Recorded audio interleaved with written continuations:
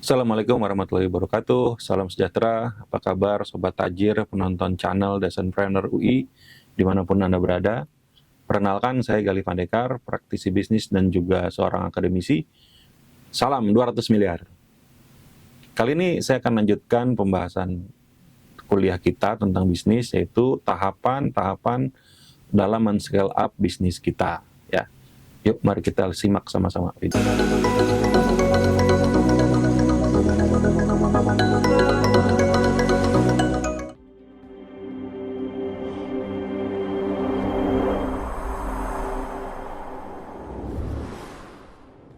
Ya, nah setelah masalah application, nah kita bisnis naik lagi ke tahap yang keempat, yaitu level delegation. Ya, delegation artinya kita sudah mulai mengatur, ya. Nah, mengatur bagaimana kita mulai mengontrol orang-orang yang ada di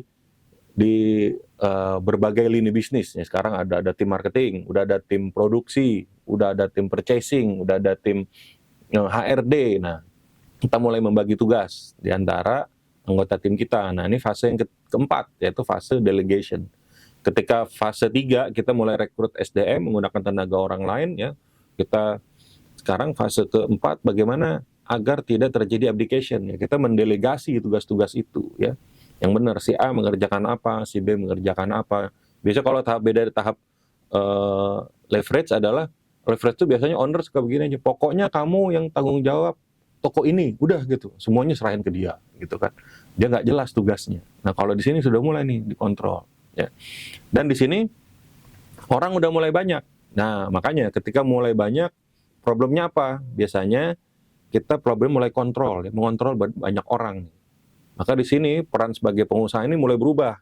Yang tadinya dia dulu awalnya bantu jualan, bantu produksi, sekarang dia fungsinya adalah mengontrol orang, ya. Owner itu atau pemilik bisnis itu sekarang dia punya tugas apa? Mengendalikan, mengontrol agar orang-orang itu berjalan sesuai arah yang ditetapkan. Dan di sini kemampuan orang-orang bisa beda-beda. Ya. Makanya muncul problem baru. Produk kita bisa jadi nggak konsisten. Karena dulu produk yang menjalankan si ownernya sendiri, yang membuat owner sendiri. Sekarang dia ada banyak orang. Bagaimana caranya semua orang itu bisa mengerjakan, bisa mendeliver produk yang dia punya atau jasa yang dia punya, agar hasilnya seperti persis kalau ownernya yang ngerjain. Nah, di sini ya, fase delegation, ya. Problemnya adalah biasanya produk-produk itu inkonsisten. Apalagi di fase ini nih, seringkali owner itu seringkali punya kecintaan berlebih sama produk, ya. Kenapa? Karena dulu produk ini saya yang bikin nih. Masak nih awalnya saya nih. Kalau bukan saya, waduh, rasanya pasti beda deh, gitu kan. Kalau bukan saya yang ngerjain pasti nggak sama gitu. Nah, produknya konsisten. Padahal di sini dia udah harus mulai melepas nih agar dia timnya bisa jalan, ya.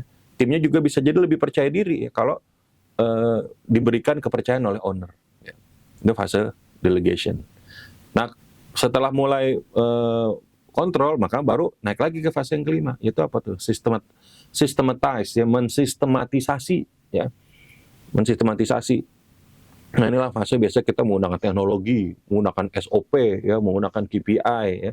Pokoknya ini pekerjaan harus begini, ya. Kalau tamu datang dia harus senyum, harus menyapa begini. Jadi apa namanya, dijadikan semuanya jadi SOP ini. SOP itu jadi seringkali SOP memang masalah dalam memulai bisnis, dalam menjalankan bisnis, tapi SOP ini bukan masalah pemula. Ya, saya juga sering lihat nih banyak UKM main belajar aja gitu, akhirnya ketemu bisnis coach yang nggak paham misalnya tentang tahapan bisnis. Nah, jadi apa? Baru mulai langsung diajarin bikin SOP, ya, stres, ya kan? Dia harusnya belajar dulu bagaimana jualan, ya.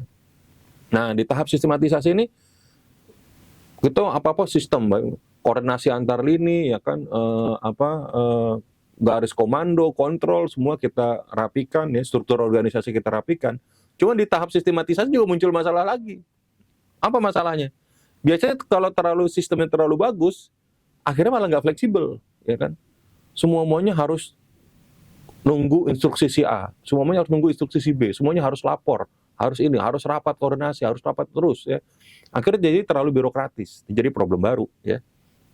Nah, kalau terlalu birokratis juga seringkali menghambat, ya, passion dari SDM yang pengennya cepat, ya. Biasanya tim marketing yang pengennya cepat terlalu rigid karena harus ngajuin budget keuangan harus A, B, C, D gitu kan. Sementara dia butuh eksekusi cepat nih, ada prospek klien, ya kan. Nah ini jadi PR ya. Makanya seringkali ini diatasi dengan membuat sistem ya, sistem IT, ya, sistem database dan lain-lain. Setelah agar tidak terlalu red tape ya atau terlalu birokratis ya, maka kita harus membangun culture ya. Nah, maka level 6 adalah kita bangun culture. Culture artinya ada budaya, ada pola. Budaya itu artinya ada pola pikir, pola bicara, pola perbuatan ya. Itu ada polanya. Ya, jadi kita sudah membudaya karena nih tim kita udah mulai lama nih, udah mulai terbentuk ya kan. Nah, dia udah tahu nih budaya apa yang ada dari diri si owner, karena budaya perusahaan itu terbentuk dari atas, dari ownernya gitu. Nah, biasanya sudah mulai muncul dalam tanda kutip jenderal-jenderal ya. Nah, makanya di sini muncul problem baru yang namanya entitlement. Entitlement artinya biasanya karyawan-karyawan senior ini punya rasa kepemilikan ya, berlebih dibandingkan para junior. Ya, mereka harus dikasih tempat juga ya, karena posisinya mereka udah di atas, ya kan? Mereka udah di bawah owner nih, mana lagi gitu ya. Nah, karena rasa kepemilikan mereka sudah tinggi, ya biasanya ada dikasih saham atau misalnya di sini dibukakan unit bisnis baru, mereka suruh jadi direktur di sana, yang jadi kepala cabang. Nah, di sini juga muncul masalah baru lagi. Seorang pemimpin juga harus mengembangkan good example of leadership ya. Dia sekarang sudah punya banyak anak buah. Dia punya masalah dengan leadership, dia harus membangun kapasitas kepemimpinan pada diri dia sendiri ya. Nah, ini juga nggak mudah ya membangun apalagi mungkin yang tidak terbiasa ya dengan memimpin orang, mengatur orang ya, menginspirasi orang. Nah, ini juga jadi problem tersendiri nih buat para pengusaha di level 6 ini. Nah, apabila kita bisa melewati itu, maka jadilah kita seorang entrepreneurial ya. Biasanya masalahnya adalah lagi, kita udah entrepreneur nih, tim kita udah jalan ya kan, kita udah nggak ngurusin lagi penjualan, kita udah nggak ngurusin lagi terlibat teknis pada saat HRD. Mungkin kita dengar report-report saja pada hari-hari tertentu. Ini entrepreneurial. Apa yang dilakukan? Apakah masalahnya berarti? Enggak. Seorang entrepreneur dia akan cari tantangan baru, dia akan create change yang baru. Bisa jadi dia akan ngurus bisnis yang lain ya, dia akan cari peluang bisnis baru, atau bahkan bisa jadi bisnisnya dijual gitu kan. Ketika udah bagus dijual, bisa dijual di mana? Bisa dijual ke orang lain, bisa juga dijual lewat mekanisme bursa efek, ya kan? Bisa atau IPO. Ya. Nah, jadi ini ya ilmu-ilmu tahapan bisnis ini ada 7 dan masing-masing tahapan tuh ilmunya beda-beda. Ya. Kalau buat saya makanya saya melihat bisnis itu ini pada tahapan apa, ilmu apa yang cocok, gitu kan? Karena kalau yang sudah lebih lama sama yang baru mulai, seringkali itu ilmunya nggak sama. Nah, ini ada beberapa contoh ya. Makanya kalau kita masih baru mulai bisnis, tentu ilmu marketing ini sangat dibutuhin di awal-awal. Ya, makanya saya banyak bicara tentang basic marketing, ya kan, marketing mix. Kita bicara STP, ya. Nanti akan banyak lagi ya.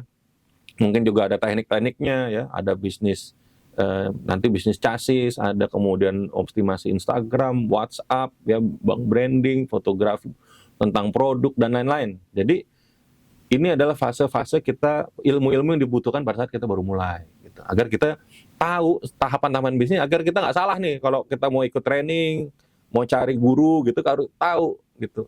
Karena kalau nggak sayang, saya sering kali nemuin misalnya banyak pengusaha baru mulai langsung belajar bikin SOP, ya kan, baru belajar langsung bikin sistem, ya kan. Orang dia aja baru mulai gitu kan, belum jelas langsung ketinggian, ya kan. Demand-nya belum ada, ya. Nah, makanya di awal nih harus ada marketing dulu. Marketing dulu, ada traksi. Bisnis kita mau tinggi-tinggi kayak apa levelnya juga, kalau penjualannya nggak ada, masih lemah, percuma, ya kan? Ngapain gitu. Nah, setelah kita mulai stabil penjualan, baru kita belajar ilmu yang lain ya. Ada financial, ada kita ngurus legalitas, ya. Tapi kita tetap belajar lagi marketing dan selling, ya. Kita bangun networking dan lain-lain, ya. Setelah mulai fase sistemasi, kita belajar lagi misalnya ilmu-ilmu membangun HR, ya, ilmu perusahaan-perusahaan menengah, ya. Bangun HR, kita mungkin mulai serius bangun perpajakan. Waktu kita kecil, mungkin perpajakan nggak terlalu jadi problem. Ya, orang pajak juga malas, ya kan? Kalau kita masih kekecilan, bayar pajak cuma 20.000, 30.000, orang pajak juga malas. Tapi ketika udah mulai besar, ya, udah mulai sistematisasi, bangun culture-nya udah mulai besar nih, omsetnya juga udah mulai lumayan biasanya. Nah, biasanya orang pajak juga udah mulai sadar ya, maka kita belajar gimana sih cara bayar pajaknya yang benar ya. Kemudian belajar external financing, mencari pendanaan eksternal, mungkin juga ekspor impor dan lain-lain. Kalau kita udah entrepreneur banget gimana Pak? Ya nanti kita tadi saya ceritakan, bisa jadi kita masalahnya adalah buy bisnis atau sell bisnis, atau bisa juga turn around, atau kita ngomongin merger dengan bisnis lain ya, atau kita IPO dan lain-lain. Nah, tahap pentingnya memahami tahapan bisnis juga kita tahu nih, usia bisnis tuh berapa lama harusnya ya. Kalau kita baru mulai itu tahapan 1 2 mungkin 2 sampai 3 tahun ya. Ya, tahapan berikutnya sekitar 3 sampai 5 tahun ya. Setelah itu membangun culture kira-kira 2 sampai 3 tahun. Jadi berapa lama kita bangun bisnis? Ya, mungkin antara 7 sampai 10 tahun ya. Makanya bangun bisnis itu nggak bisa singkat, perlu waktu ya. Makanya saya pasti biasa udah curiga nih kalau ada bisnis baru mulai tahu-tahu langsung gede gitu ya. Ya kalau pertanyaannya ada ya mungkin ada aja, tapi itu nggak lazim. Ibarat kata kita baru punya anak, anak kita tahu-tahu langsung bisa jalan, ya kan? Ya mungkin ada anak ajaib atau kisah bayi-bayi ajaib zaman dulu baru lahir dia bisa bicara gitu kan. Tapi kan itu nggak umum gitu kan. Ya. Nah makanya bisnis juga perlu waktu ya. Masalah-masalah dalam bisnis itu juga ada fasenya. Ada kapan ya. Ya. Kalau orang bayi baru lahir, masalahnya apa? Ya dia belum bisa mandi sendiri. Ya wajar. Tapi kalau misalnya sudah lama, misalnya udah 10 tahun, dia masalahnya masih sama, belum bisa mandi sendiri. Nah itu nggak benar gitu. Itu masalah yang tidak pada tempatnya. Berarti ada yang abnormal di situ. Bisnis kita juga sama. Ya, perkembangan omset biasanya baru mulai. Ya mungkin 1 sampai 3 miliar, bisa lah ya. Setelah itu naik lagi ke 5 miliar, setelah itu naik lagi ke 20 miliar dalam 7 tahun sampai 10 tahun harus kita bisa lewat ya. Jumlah pegawai kita juga sama, kita bisa menduga ya kan. Pegawai kita ini berapa banyak ya, bisa berkembang. Kalau baru mulai biasanya paling 1 sampai 3 orang, itu pun 2-nya biasa suami istri 1 anak. Biasa aja, nggak ada masalah gitu kan. Cuman kita tahu ya. Makanya saya kalau ditawarin misalnya ada orang diskusi bisnis yang belum 1 tahun, paling kita coba dulu, bisa nggak kamu bertahan 1 tahun, dapat nggak 1 siklusnya dalam 1 tahun itu ya.